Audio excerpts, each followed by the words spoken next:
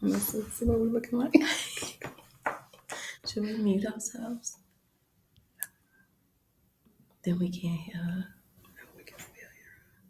Can she hear us?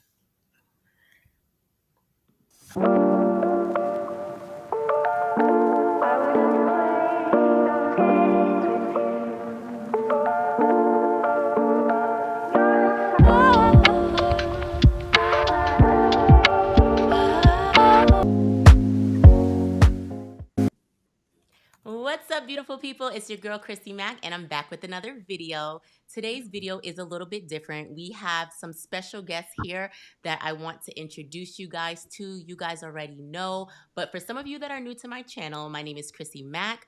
I have lupus. I have been on dialysis, and thank God my brother gave me a kidney, and I got a kidney transplant. But my whole purpose of this is to educate the community as much. I don't want you guys to go through the same situation that I personally been through with my health crisis. So let me go ahead and let's get started. So today we are going to talk about reduce your chances of kidney failure. So a lot of you guys do not have kidney failure yet, and I don't want you to get there. So I have two professionals that are here today. I have Latia, who is in nephrology and dialysis, and I have Janella as well. So let me go ahead and bring them on, and there we go, ladies. Hey, how are you guys doing today? Hi, Hi. good. So tell me a little bit about yourself. I'll start with Latia because I met you at the conference. It was a great Mhm. conference. Your speech was amazing. You did a great job. And I just figured, let me let you introduce yourself to everybody. Okay, cool. So my name is Latia Stanley. I've been a licensed social worker since 2016. And for the last 2 years, I've worked as a nephrology social worker in a dialysis clinic for one of the biggest dialysis companies in the world. And I provide psychosocial support for patients who have end stage renal disease or acute kidney injury. We try to improve their quality of life. And one of the most important things I do is try to refer them and help them to get a kidney transplant because the only two treatments for end stage renal disease is dialysis or transplant. Those are the only two options. Yes. And Janella, hi, how are you? I don't see you. Where are you? There we go. You could go ahead and introduce yourself just as well. Okay, I'm Janella Jones, and I'm a dietitian. Latia and I work together, actually, and I've been a dietitian for probably close to 25 years. Been working in dialysis actually a little over 24 years. So, have had a lot of experience with patients with end stage renal disease. So I kind of see them when they get to the other side, not before, with the hypertension and diabetes, which is one of the things that leads to kidney disease. And so my job here, I actually assess the patients as they come in, take a look at their labs, determine what their diet prescription should be. And then after they're here, each month I'm going over their lab work. Also, I recommend medication dosing for our bone and mineral meds, counseling the patients. I always tell them I'm their coach. I'm their advocate. I'm their coach, but everything leads back to them. They're the Mhm. patient, and I'm just here to coach them, give them the tools they need so that they can live better on dialysis. Oh, thank you, ladies, so much. I am so grateful that you guys took your time today just to come and educate the community as well. Community in the chat, I want you guys to let us know who's tuning in and where you're tuning in from.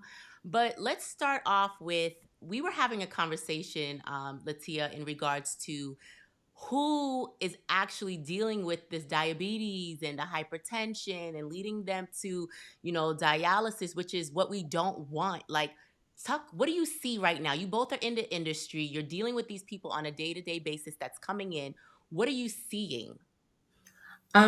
So honestly, almost 99% of my patients are Black and Brown people.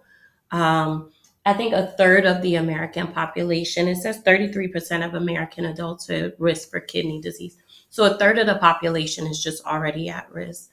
The cause of it is usually diabetes or high blood pressure. And as you know, those diseases are affecting Black and Brown communities more than any other community. So ultimately, it's people that look like me who are in these chairs, who are dealing with these very preventable diseases. I must stress that these are preventable diet diseases. Like, you don't have to have diabetes because your mother had diabetes. You don't have to have high blood pressure. There are things that can be done to like offset or to reverse or to even prevent yourself from getting to that point. And it's called diet and exercise. Yes, diet, right? I feel like a lot of people aren't focusing, a lot, at least African Americans, right? And I grew up also in a Caribbean household where it's like we eat everything and anything, sweets, Hmm. this, that. And it's like we don't watch our diet. And sometimes we have to realize just because our grandparents, were diabetic doesn't mean that we will be just as well. Hmm. So, do you like what should they start to do? Like, how can they make that shift? Because I'm starting to see younger and younger people get Yeah. to that point. Right. And that's what I would like to add. When I first started working with dialysis patients, it was mostly older patients. They were over 60 years old. That's what our population looked like. Since then, our population has changed quite a bit. I'm seeing younger patients in their 20s and 30s who are now on dialysis. So Hmm. our population of patients has changed quite a bit. We still have the older patients, the elderly, the senior, the senior patients here, but we're also seeing a lot of younger patients A lot. in their 20s and 30s. One of the things I recommend, and you talk about, what could we do to make some changes? Like Latia mentioned, exercise is very important for all of us, Hmm. And one of the things, when you think about exercise, a lot of people set goals. Try to start with something small that you can do. If Hmm. you can't walk for 30 minutes, walk for 10 or 15 minutes. And each week, build on that, you know. And Hmm. until you get to that, to you thing is we want to stick it in the microwave or we want to grab it on the way home.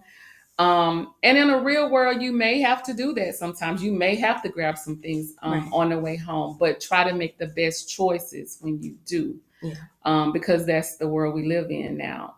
But yeah, eating clean, fresh foods, like I said, as opposed to eating processed foods, high sodium foods, such as foods out of the can. Hmm. If you do have to eat foods out of the can, make sure you get the ones that don't have any salt added, Right. just being realistic. Fresh is always better. If you can't do fresh, then do frozen. And then the canned food should probably be your Be last last. choice. So you Yes. think meal prepping is really important at this point because it's so hard. We're in a in a world where the demand, everybody's ripping and running, and we got a McDonald's on every corner now, and like it's just, and it's also, to me, I'm noticing that in certain communities they drop certain restaurants, certain fast foods, and we have All to of do them. better. Huh? All the fast food restaurants Right. are in our neighborhoods. You know, Correct. I have to drive all the way to Buckhead just to eat at Kava, which is really good. It's really fresh Mediterranean food. I have to skip 20 restaurants just to get to something fresh. But I mean, it's what you have to do. Like, I know that this society like squeezes every second out of us for Mhm. productivity. Um, but you have to find an hour in that day to make like a good decision for yourself. Me, I don't meal prep. Like, I don't put a bunch of stuff in Tupperware on Sunday because after a couple of days, it's gonna start tasting like Tupperware or tasting like the refrigerator, and I'm not gonna eat it. But I will like take out some meat and season it already so that if I come home on a Tuesday really late, I can just throw it in the air fryer, or I might chop up a bunch of vegetables and just have them pre-washed and pre-chopped up. So I can just, it takes 5 minutes to stir fry vegetables, right? We shouldn't Hmm. be cooking vegetables till they're mush because then they're not healthy for you anymore. So it only takes 5 minutes to stir fry some cabbage or stir fry some broccoli, put that with a chicken cutlet in the air fryer, and throw some teriyaki sauce on the top. You have a fresh home cooked meal in less than 20 minutes. Like, we just have to be diligent about making better decisions because processed food is killing us. Like, there's no sugarcoating it. That food Yes. has no nutrients. It has more chemicals than food, and it's killing you. It has the number one preservative on the market right now is sugar. And Yes. sugar is the cousin of cancer. It is like, it is what causes these diet diseases. And so we have to be a little more diligent in cooking our own food, Mm-hmm. and a little more diligent at looking at nutrition facts. I try not to ever buy anything that has more than 5 to 10 grams of added sugar because it's already got a lot of sugar. What y'all adding sugar for?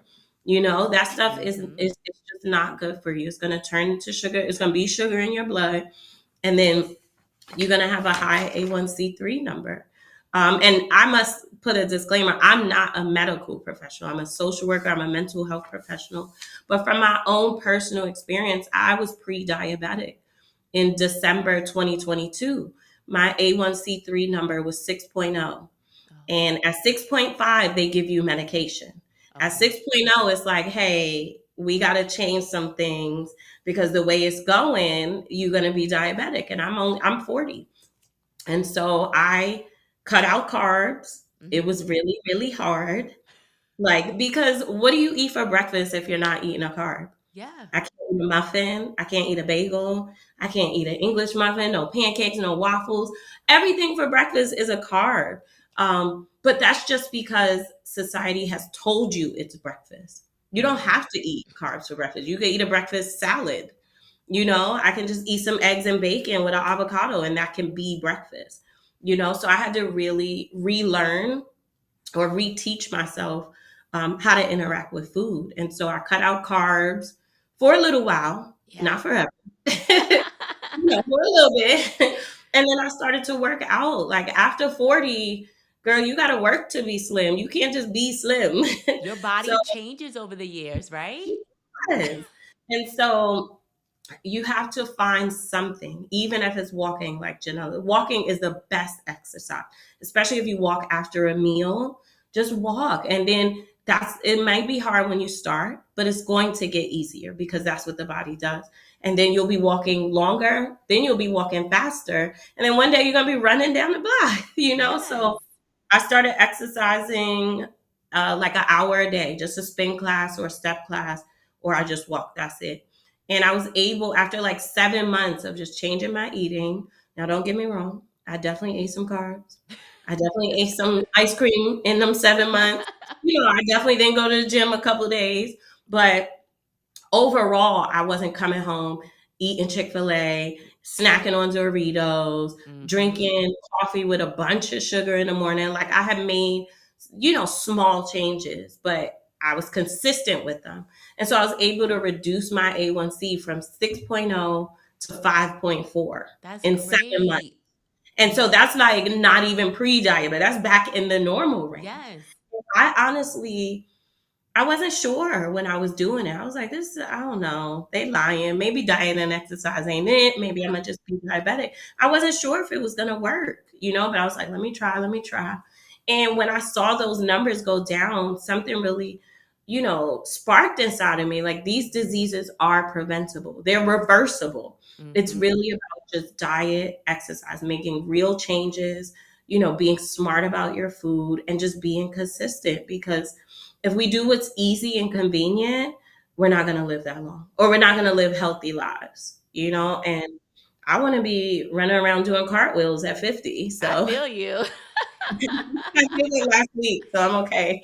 But I try to do a cartwheel once a year so I could be like, I still got it. So I definitely think it's about making just smarter choices. If your whole meal is done in less than 5 minutes, it's probably not good for you. Oh, see? And I was telling people sometimes we really got to take time. There's a lot of apps out there nowadays where you can actually check the label to see if the food is actually good for you, things of that nature. It's like making a conscious effort to make that change. It's not going to be easy by any means. Even for Yeah. me with the lupus, it Hmm. was very hard changing your diet, and for years I didn't eat any meat. Like that's hard, right? That But is, I knew that I needed to make certain changes so I can get better.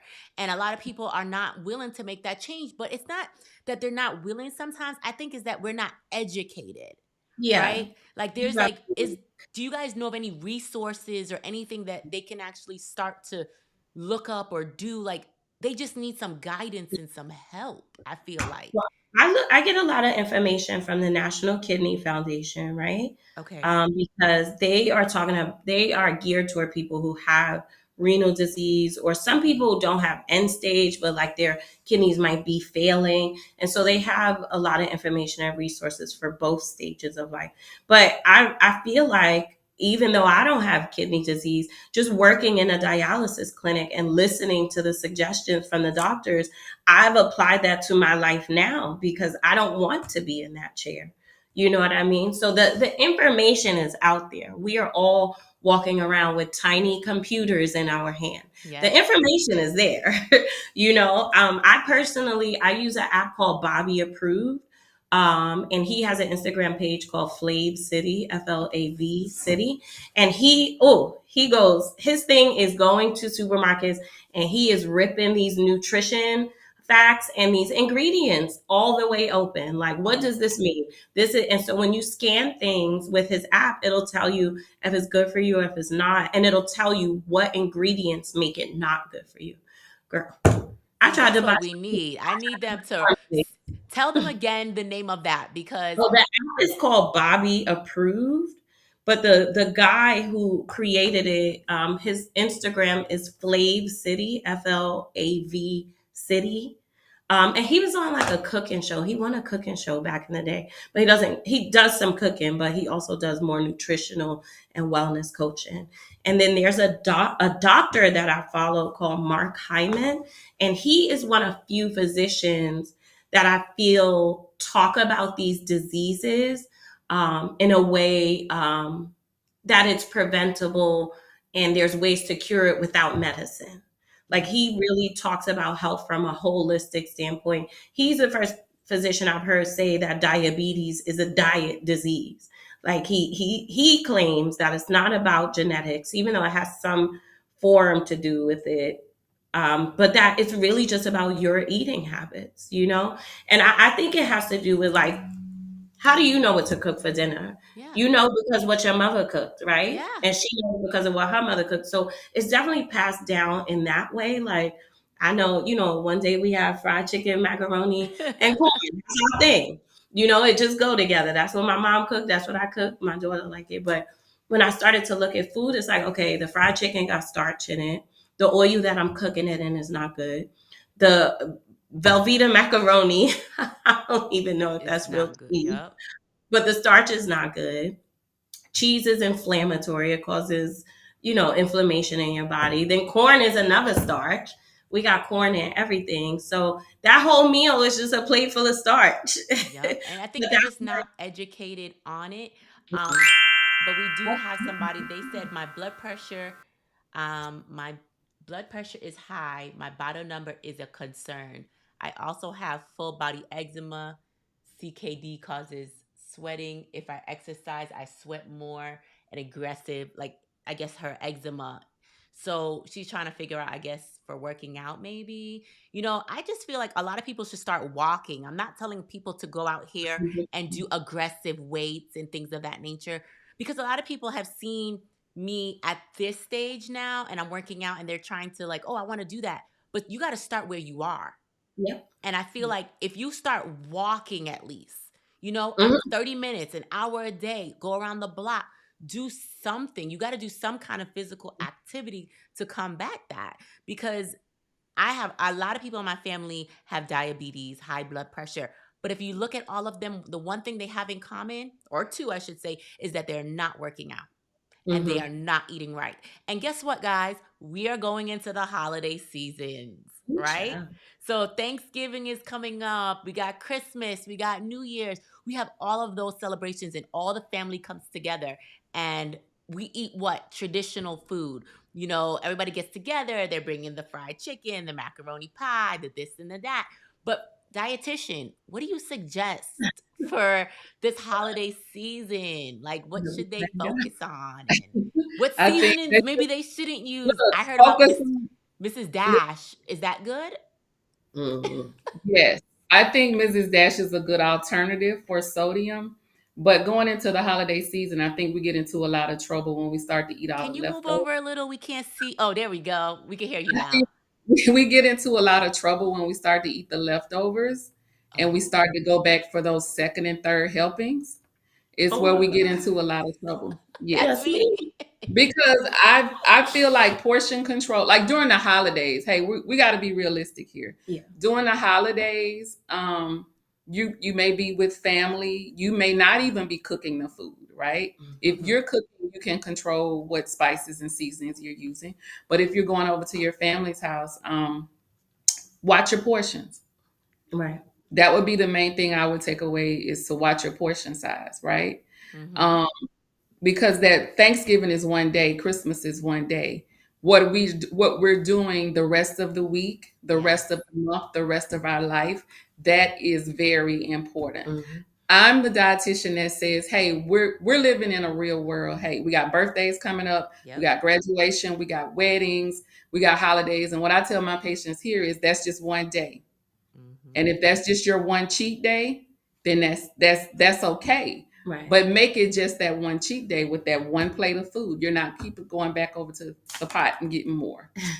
So Or like me, I'll double up. Like I'm strategizing for Thanksgiving now.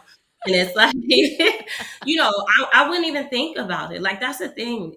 It wasn't even a thought on my mind yeah. until the doctor told me that last year.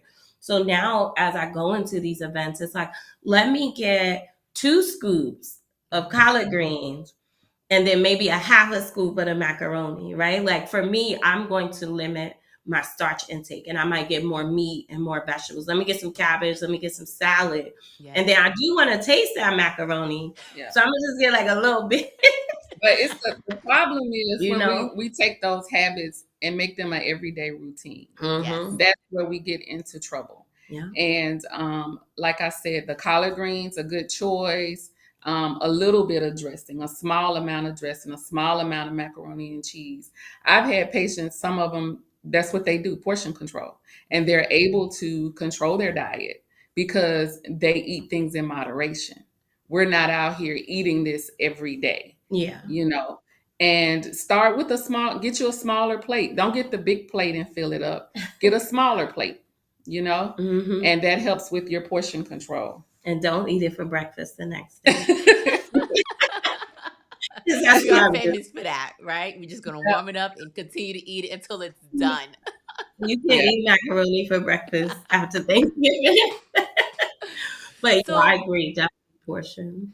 what do you think like cultural preferences and people's budgets and because and that's what I'm hearing a lot like I just can't afford to eat healthy. I can't afford certain things. Like what do Yeah. they do? Like If I can't funds afford to eat organic 100%. I Like think if it's you over the try to top. eat good, like you go to the store, you get your fruits, your veggies, your fresh meats, it is expensive. You know, Mhm. it's very expensive. But I think within your budget, you have to think about making a better choice. You Mm-hmm. know, like say you may not be able to get the boneless, skinless chicken breast, but if you do buy the other chicken or chicken breast, pull the skin off of it Mm-hmm. instead of frying it. Stick it in the oven and bake it or air fry it. You Air know, a fry. lot of people like wings, drumettes, they think that's cheaper. If that's cheaper for you, don't stick it in the fryer. You know, put it in the air fryer, put it in the oven and bake it. Mm-hmm. And then the fresh vegetables, trying to get your fresh vegetables. Sometimes you can go to the market. But if you do find that you do have to buy canned foods, like I said, get the ones without the added salt in it, you know. Mm-hmm. Or I use a lot of the steamers, like in the frozen section, the steamers, you can pop them Yes. in the microwave. Those are And good. boom. And that's also a good option, like you said, when you're on the go. Um, it doesn't have all the sodium in it like the canned foods do. Right. And you Okay. can pop them in. They got broccoli. I love broccoli, but they've got broccoli. Yeah, and if you can't find it fresh but yeah, but that is another option. Yeah. Even with the fish, you know, you can pop the fish in the oven, you know, if that's cheaper for you. But like you said, a lot of it is expensive. Eating out these days everything is Yes. expensive. Everything Yes. is But you expensive. know what is expensive? being Well. hooked up to a dialysis chair. Okay. So, and that's what I tell people. You got to pick your expensive sometimes. And I understand, financial, but I'm telling you, people don't understand the financial hardship when you get a chronic illness, when you're dealing with something of that magnitude. Like, I know it might be expensive for some people to get a gym membership. Then go walk in the park with some friends, right? Mm-hmm. Yeah. Or do something, but you have to do something because if you get diagnosed, you think you don't have money to eat healthy, but you know what? You got to pay for the medications, right? Mm-hmm. You got to pay to sit in that chair. You got to pay. Like And you we're in still America, have. nothing is free. It's expensive. Yeah. Mm-hmm. And you can even walk around in your house. I had a neighbor. She Uh-huh. would just walk around in her house for a number of minutes, you know. Mm-hmm. And then you got, like Latia said, we're all on the phone. You got apps on your phone. They're free apps. Or put in a YouTube video, Mm-hmm. you know.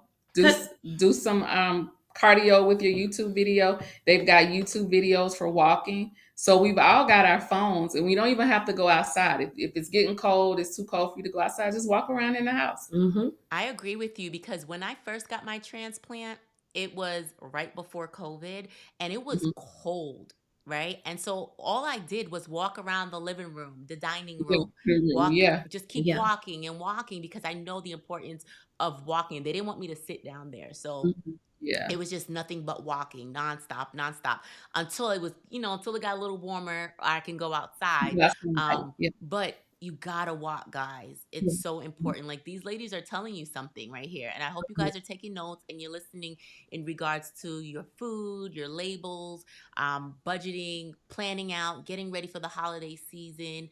I know you were gonna say something, Latia. What were you gonna Yeah, say? I was saying at least so two things. With walking is good for your heart. Mm-hmm. It's good for circulation to keep the blood flowing through your limbs and stuff. And that's something that we recommend people who are on dialysis to really get that done.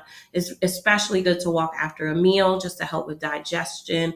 So even if you're just doing 15, 20 minutes, walk is free. Okay. Mm-hmm. Walking is free. So just walk, walk, walk. That's one. And then two, with the diet changes, I know it's a lot of work. It's time consuming. It's like doing homework. It's like relearning how to cook, right? Yep. But here's the thing: you're either going to make those diet changes before and hopefully prevent a chronic illness, or you're going to make them after you're diagnosed. Because like you can't, you just have to. And that's one thing I learned from working here as I'm listening to the doctors talk. The different things that they're telling them to do is change their eating, exercise more. Like if you do that before the diagnosis, then you can significantly reduce your chances of even being diagnosed, even reverse some of these diseases. So it's either you gonna do the cooking and the meal prep and the health stuff before, or you're gonna do it after. And that comes with like a bigger cost, a time cost. You know what I mean? Dialysis is not just treatment 3 times a week. It changes your entire life. You Whole have to life. restructure everything around this. Um, and even then, it's not considered really a cure. It's really just sustaining life, trying to give you some more time. So again, you either gonna do the hard work now and live a good life, or you're gonna do it after. But either way, you're gonna have to make them diet changes. And one Exactly. more thing I would like to add is hydration. Mm, Oh, Making sure that you're mm, drinking water. You absolutely. know, that helps improve your glycemic control. Hmm. So drinking lots of water, flushing your kidneys out, along with that exercise too, but also making sure you stay well hydrated. they're going Hmm. to ask, how much water should somebody take in a day? So, that's like the common question. Like, and I'm Yeah. just talking about just a normal person, not somebody on like dialysis and not somebody post kidney transplant, but a normal person. Like You can what's say, normal? What's a good amount of water? Maybe. But I've yeah. heard doctors say it's subjective to the person, right? Because Yeah. some people you get water out of some food that you eat, Mm-hmm. right? So you might not have to drink 64 ounces Yeah. specifically Yeah. if you're eating stuff that has a lot of water. And then if you work out a lot, then you got to put more back in. But if you don't, you might not have to. So I think it's subjective. But I will say, I would say at least 8 cups a day. okay, You guys hear I that? would say 8 cups. 8. So, I but would they say can do one it. sugary drink a day. That's And what we if need you to limit, the sugary drink. And if you get a water bottle, like one water bottle is 16.9 ounces, usually Mm-hmm. Yes. around 17 ounces. Yeah. So you got, if you do that, you got 2 cups, Boom. so just think about it that way. Mm-hmm. But yeah, drinking your water, staying hydrated. Like Latia said, staying away from a lot of the sugar, Yeah. the sugary drinks. One of the things, modification that I recently made, because a lot of times you go out, you want to get sweet tea or whatever. I Mm-hmm. do it half and half. I started drinking it unsweet, but until I got to that point, and I'm Mm-hmm. the dietitian, so I did We half all and know. I'm human too, so I started to do half and half.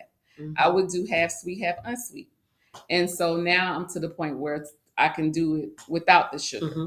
Because Okay. as you do it, Yeah, you start your taste buds and stuff they adjust. start Like to change. I'm a Yeah, coffee addict. I'm a Starbucks addict, which is aka Starbucks. a sugar addict because Starbucks has a crap load of sugar in their drink. Yes. And so when I was trying to reduce my A1C, I cut out Starbucks and I had got this dirty keto book. And one of the suggestions they gave was to drink coffee with heavy whipping cream. Okay. Don't add sugar and don't use the creamers because they have so much added sugar in them. Mm-hmm. And so, oh my God, the first day I was like, what is Terrible. this? It was horrible, right? But it was like, I need my coffee in the morning. I need to just be holding something warm. It's just a part of my day. And so I kept doing it. I kept doing it. And then eventually I didn't notice it. And then one day I made coffee. I didn't have the whipping cream. I made it with a creamer. And I was like, what is this? It was too sweet.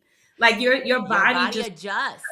it does adjust. So the first month, it's kind of like all of this is true. But if you stay consistent, your body will adjust and it'll in your immediately, mind. You got yeah. to change your mindset as well. So, And you got to start to think about what's important. Like you said, mhm, you got to think about what's important to you. Is it important to eat good now and prevent some of these disease processes? mhm, Or is it more important? Or if you just, so my mother-in-law or my grandmother-in-law, Mm-hmm. she made a good analogy one time. She says, are we eating to live or are we living to eat? period. Ooh, yes. You know, a lot Yeah. of us are living to So eat. a lot of us live to eat, but we have to start thinking about eating to live. Hmm. I love it. Eating to live. That is going to be the motto, you guys. Yes, For give your 2024, we're eating to live. yes, I Yeah. love exactly. it. I do have somebody that said our eating culture needs to change worldwide. More people going to the gym, using expensive lotions and potions, but see a lot of people around me in their 30s with a chronic illness now. Hmm. Yeah, we have some 30-year-old Yeah. patients, 20 and Mhm. 30.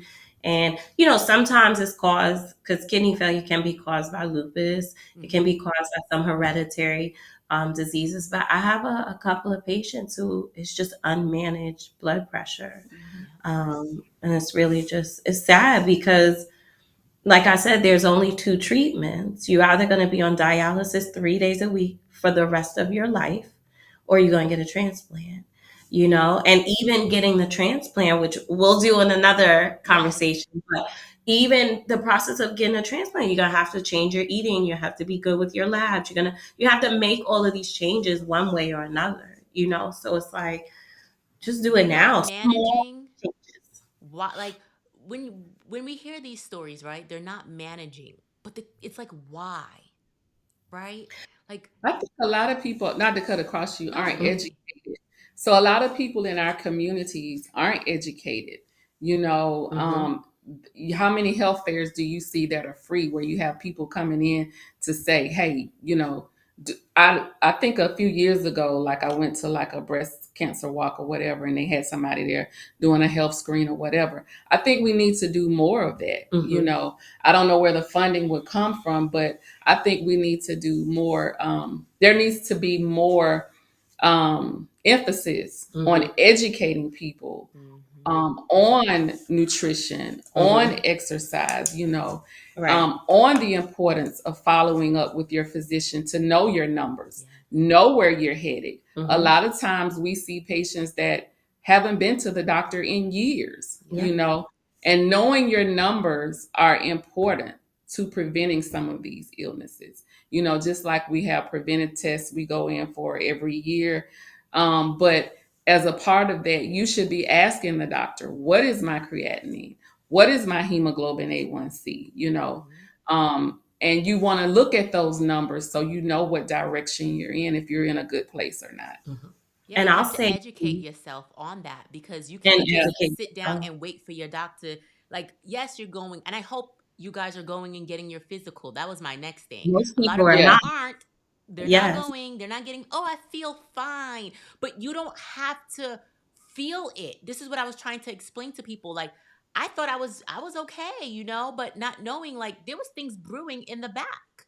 Hmm. And Yeah. if you don't go get your checkups at least yearly, just at Yes. least yearly. But when you were saying about funding, I feel like personally the hospitals and certain organizations need to be doing things more often. I understand we're in America, it's a big business. When people are sick, that's where they make their money. But Yeah. we need to educate ourselves. If we know that this is a big business and they obviously are going to be giving us meds and doing stuff, how can we educate ourselves to just be better?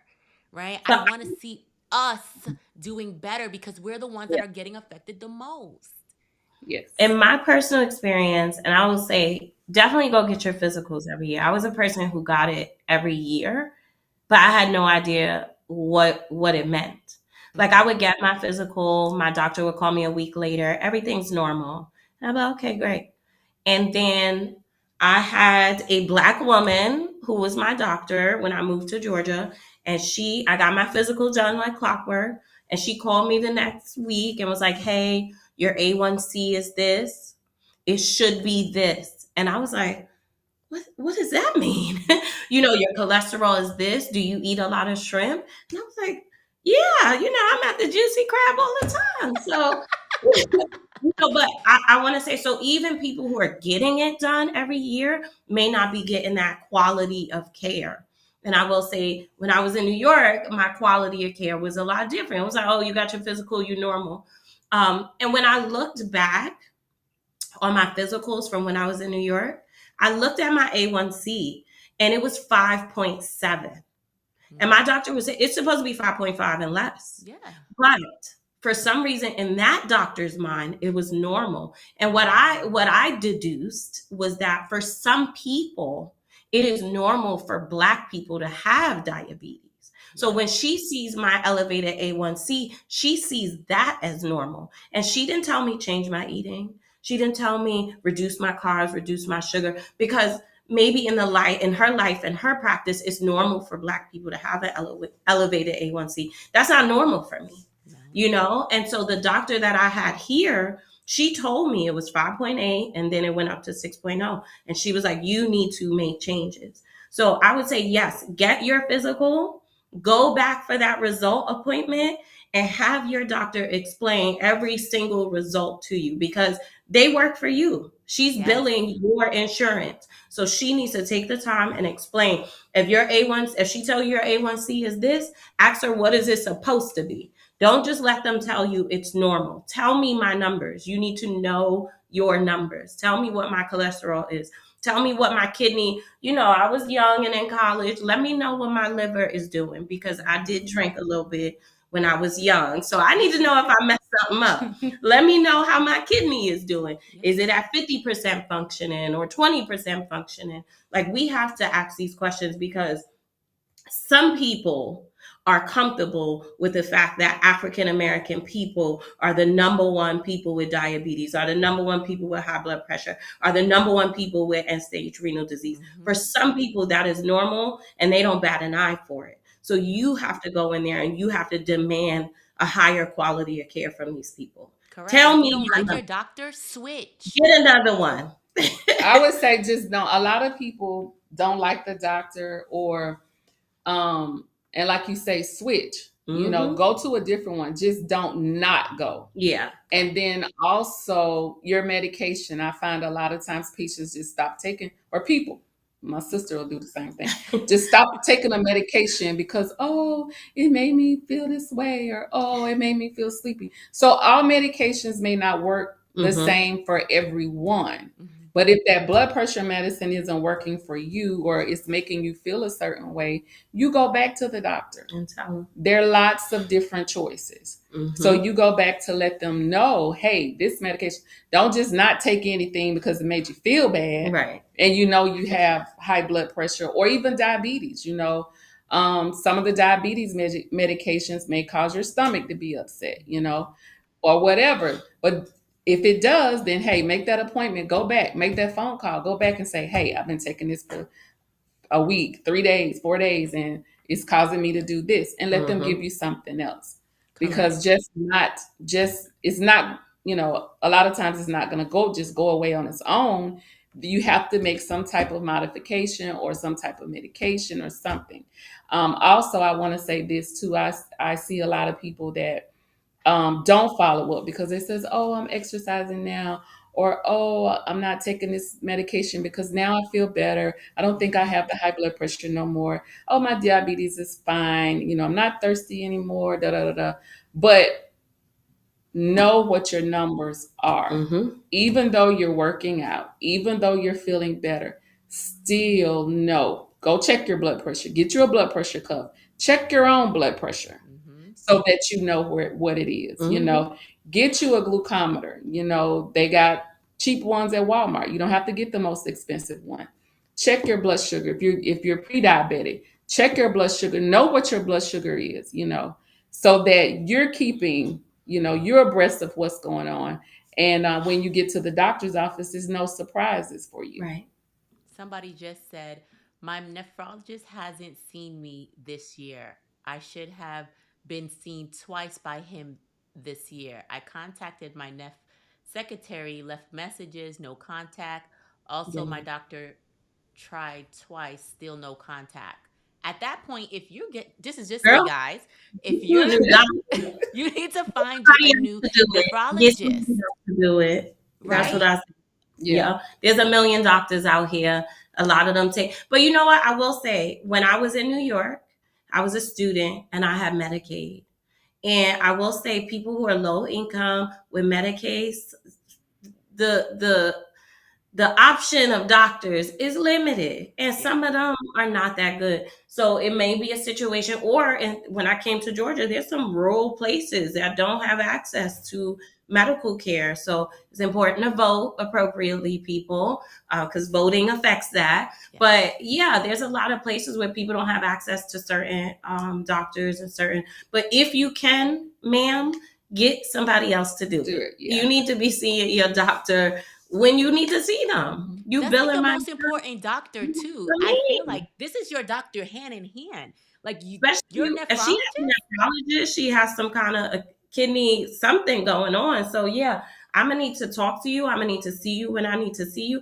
And if I can't, then I will get somebody else to do it. I apply that theory to doctors, to therapists. And if you're in therapy and you're not vibing with the therapist, find another one. It's like trying on shoes. Okay, we need to find a good fit. This is your healthcare team. You There's have nothing to. more valuable in this world than your health. And Like, I'm going to serious. say this because I personally had a friend. I was also on her podcast. She came on and she was dealing with issues and she kept trying to tell her doctors something is not right. I'm not feeling good. And they kept brushing her off and brushing her off until she passed away. Oh And she no. Oh was on no. dialysis and she Okay. kept trying, right? And this is why I said you got to demand it. Demand. And if they're not willing to listen to you, you need to Switch. let them Find go. somebody else. Go Find to find somebody, somebody find else. somebody Yes, else to I do know two it. people That's personally serious. that passed away that was on dialysis because lack of Mhm. care.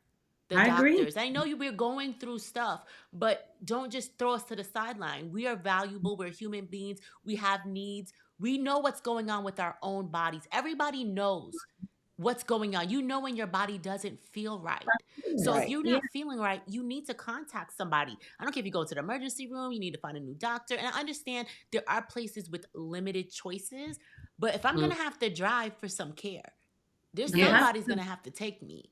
But if I'm Right. calling my doctor and you're not answering, you're not returning my calls, and you're not giving me the proper care, that's life and death. My life is in Yeah. your hands. Yes. Exactly. If they're not listening to you when you talk, if they talk over you, if if you don't like to take a lot of medicine and every time you talk to them, it's another pill they're suggesting, Hmm. then maybe that's not a good fit for your care team, right? If you want somebody that's more holistic, coming from a holistic framework, then you find somebody else to do it. I will say that I want to say 100% of my care team looks like me. Yep. I have, I don't know how did it happen. I Yeah. didn't pick it on purpose, but I have a black woman GYN, a black woman PCP, and a black female dentist. It Yeah. just worked, and I 100% feel comfortable. I feel like I'm getting the best care that I've ever gotten, Correct, honestly. because they feel like, and I get into, so you guys know when you go through dialysis, side note, that they have to go ahead and put the catheter and whatnot. Right. And I did have somebody that didn't look like me and Hmm. just tried to yank that out of my chest. And I'm screaming, yes, mind you, it's in the hospital. I'm screaming to the point where I'm like, no, you need to get off of me and I need you to find me a new doctor. And they found me a doctor that looked like me and understood. Just because we're black doesn't mean that we don't feel pain like everybody else. And But some they people found me think, somebody that actually understand and gave me a little bit of compassion and knew like, okay, don't worry, I'm gonna put you out to sleep because this is what I asked for. So hmm I don't want to feel ignored. And this is why, like on my channel, I really focus on just being an advocate for your own self, standing up for yourself, speaking up, asking for proper care. And if not, you need to find someone else that's going to help you because I I, am not going to die in the hands of a doctor because you don't want to do your job correctly. I agree. I agree 100%. Yeah. A lot of people have some subconscious beliefs about Black people. And, it's subconscious, so they may not be doing it with malicious intent, but it's there and it affects how you practice sometimes. And if how you are practicing is negatively affecting me, then I have to find somebody else that's either looks like me or somebody that's more progressive and able to practice, in a more holistic way. So, and Yeah, there's nothing wrong with that. They are billing your insurance for a lot of money. And to that me, part. that means you work for me. And I want to be treated the way I want to be treated. It's just like if I go out to dinner, I'm spending my money here. I want to be treated a certain way. I'm climbing up on your table, showing you my unmentionables. I expect to be treated a certain way, girl. And I really think that, and I've seen it. Like my grandmother, she has diabetes, and she'll complain all month. My foot hurt, my neck hurt, my leg hurt. The medicine made me sick. We get to the doctor's office. He's like, "So what's going on?" Nothing. Nothing. Yep. I be like, "She lying." She's lying.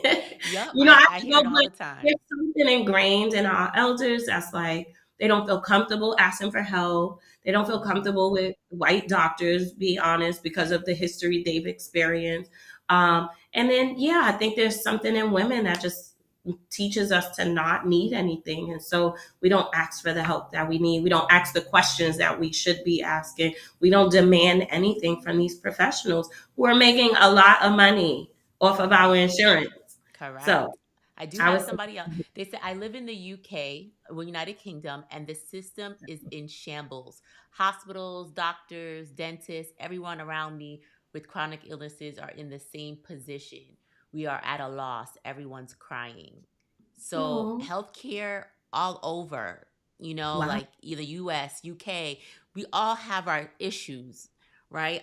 But again, we have to navigate, we have to just deal with what we have, but we have to be able to navigate. I know we're ending shortly, but do you guys have anything that you would like to wrap up with?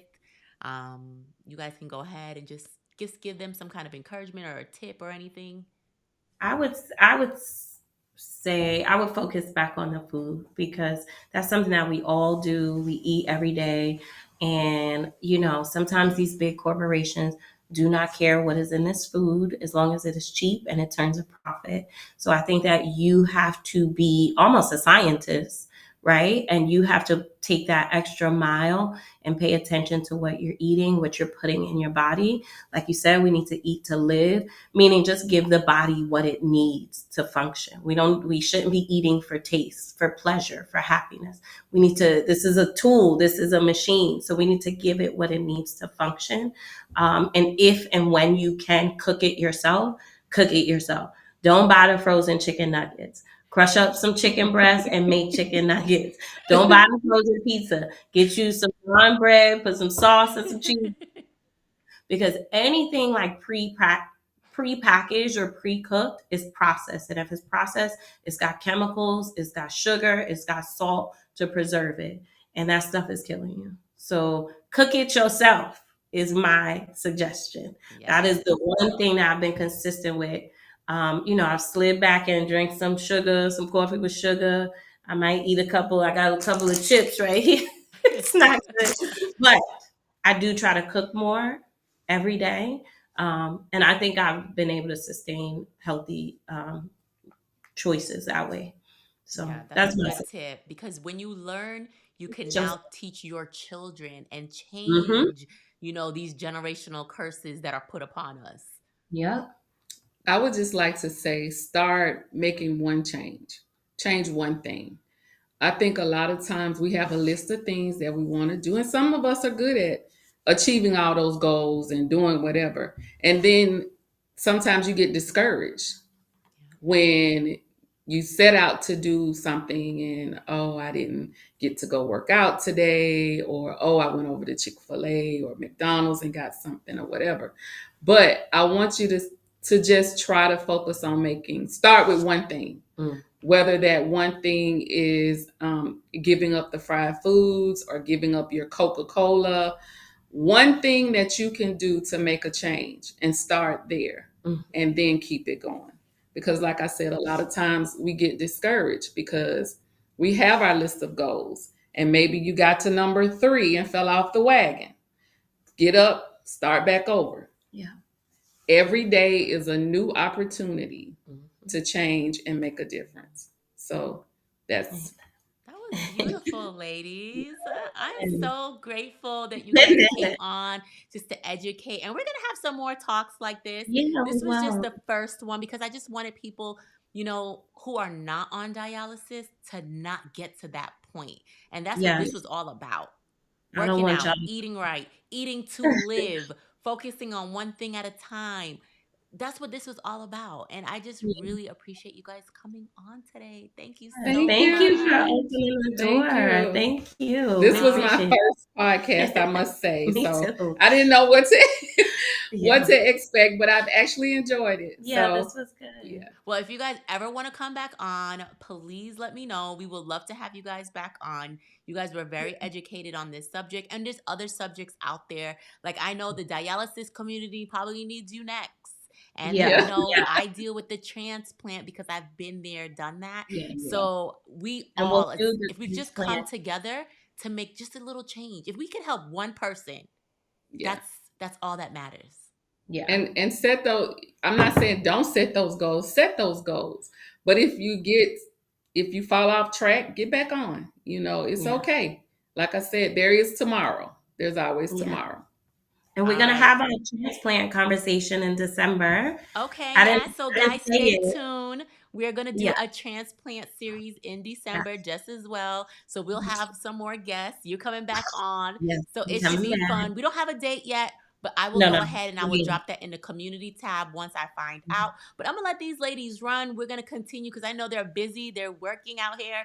So, I will Yeah. see you ladies next time. All right. Thank Bye Thank bye. you. you. Bye bye. Bye. All right, ladies. All right, everybody. So that was my video today. What did you guys think? Like, they were really awesome, and I met them alive and in action. And I thought it was so useful because we got to do better, right? We got to do better with our eating. We got to do better with our working out. You guys see me now, right? I'm in the gym. I'm constantly, because like she said, either you're going to do it now or you're going to do it after the fact. And we don't want to wait till after the fact because at that point, you just spent thousands or hundreds of thousands of dollars. Because let me tell you, to sit in a dialysis chair at a center, you're talking about almost 100 grand a month, right? It's a lot of money.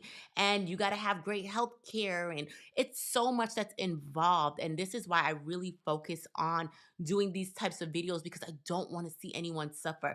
You guys, when I was on dialysis, I was crying every treatment. I was in tears. I was in pain.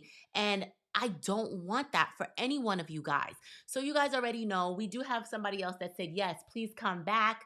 You know how to how patients, not everyone does. Okay, yes. So we will be coming back. I want you guys to do me a favor. Share this video with somebody. Maybe you can save somebody's life. Comment below. Let us know what are some topics that you want us to talk about, because that's what we're here for. We're here to educate. We're here to inspire. We're here to motivate. And you guys already know that with that being said, I also have my own products for the chronic illness community. So I have my new Renew and Restore 90-day journey of hope and healing. That is my devotional, right? And that is supposed to help you guys that are battling, give you a little bit of hope. We also have the password logbook. With the password logbook, that is there for those that forget. You're going through dialysis, you're going through certain things. You can't remember all the portals, the passwords, the social media, all of that. So it is all there for you. You can go ahead and put your passwords so you can keep everything nice and organized. And then we have journals just as well. And all of this is in the Amazon store, guys. So all you have to do is click on the link that's in my bio, and you can go ahead and support. And everything that you guys purchase and buy, like this month, we are now helping the social workers here in Atlanta. So tomorrow I'm going to be packing up food for people in Atlanta that cannot afford food for Thanksgiving. So you guys stay tuned. You'll see some videos of that this weekend. So tomorrow we're packing up all the food. We're getting and healthy food, right? Because that's what we're focused on. We're getting all the healthy food out to them. So all the packages will be there. And then on Saturday, we're also going to go ahead and we're going to be distributing that. And so my best friend is part of the organization. And I just figured, why not? I know this organization is good and they're helping. So you guys who purchased the Renew and Restore book, just know that your money went towards that project. And there's more things that I want to do. So please continue to support, share the Amazon link with everybody. Let them know what it's going for, a good cause, and I'm going to continue to make more videos as much as possible. But I love you guys. I appreciate you. If there's anything that you guys need from me, again, my link is in my bio. You can have my email. You follow me on Instagram, TikTok, Facebook, YouTube, all of it. All right, guys, I love you. And I'll see you guys next time.